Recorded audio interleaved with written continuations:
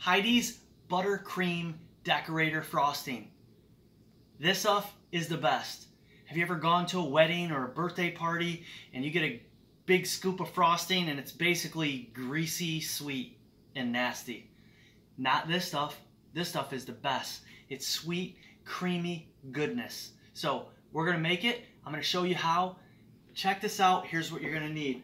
About a tablespoon of vanilla. This is great vanilla, straight from Mexico. Picked it up when I was there. 1 stick of Crisco Shortening. Do not use the butter flavor. Get the regular. 2 sticks of unsalted butter. You're going to need 2 pounds of powdered sugar, and you're going to need up to 6 tablespoons of whole milk, and you can't do this without a good mixer. So we have the KitchenAid. Make sure you're using a good mixer. If you don't, your hands and arms are going to be sore. So let's mix this up. So I have the butter and the Crisco in the mixer already. So basically we're just going to cream these together, and I'm going to add the vanilla right away. So we're just going to get this going. You don't want this going too long. So we're going to add our tablespoon of vanilla. Okay, so these aren't going too much. We're going to turn this up just a little bit, just to mix them a little real quick. Alright, we're going to stop this and get some powdered sugar mixed in.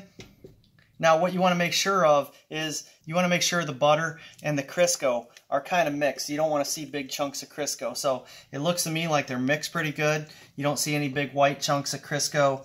So you want to make sure they're mixed pretty good before you start adding the powdered sugar. So we're going to go ahead and start with the powdered sugar. Now I would add this in increments. Don't just dump the whole thing in here. I may make a mess because this is going to poof all over because it's powdered sugar, but we're going to do just a little bit at a time. So we're going to add about 1/3 of this, and remember I said up to 6 tablespoons of milk. So we're going to add 2 tablespoons of milk right now, and we're going to start mixing again. Again, I may make a mess here, but if you add it all at the same time, it's really going to make a mess. So this isn't too bad at all. Mixing pretty good. We're going to turn it up just a little bit. Alright, look at that, didn't make a mess. It's going to be alright.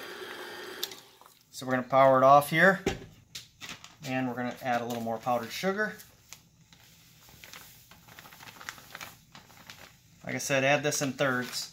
It'll be a lot less messy. And we're going to add 2 more tablespoons of milk. So if you're counting, we got 4 tablespoons of milk in here.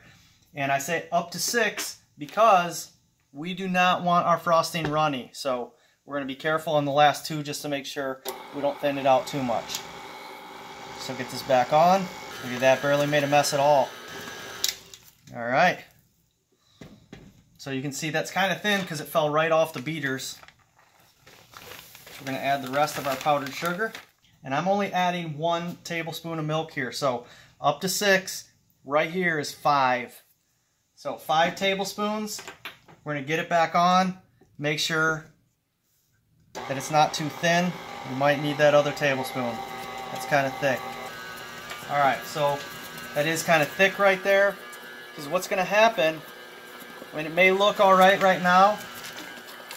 We're adding this 6 tablespoon because now I'm going to turn this on high and we're going to let this whip for about 10 or 15 minutes because that butter is basically going to whip and cream and really fluff everything up, and that's what makes this so good and creamy. So we're going to turn this on and start whipping.